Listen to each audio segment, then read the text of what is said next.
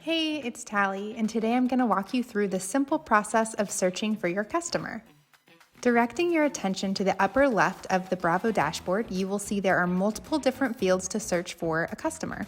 First and last name, phone number, email address, business name, and personal ID number.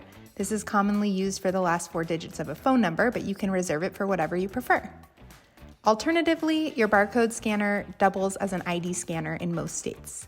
In this example, we are going to search for a customer using their name. Enter at least the first 2 letters of the customer's first and last name. The more criteria you enter, the narrower the search will be. ST for Steve, MA for Mac.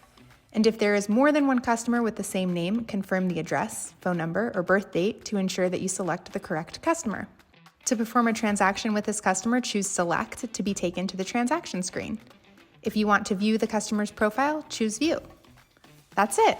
That's how you can search for your customers. If you need additional assistance, give us a call at 888-407-6287. Have a great day.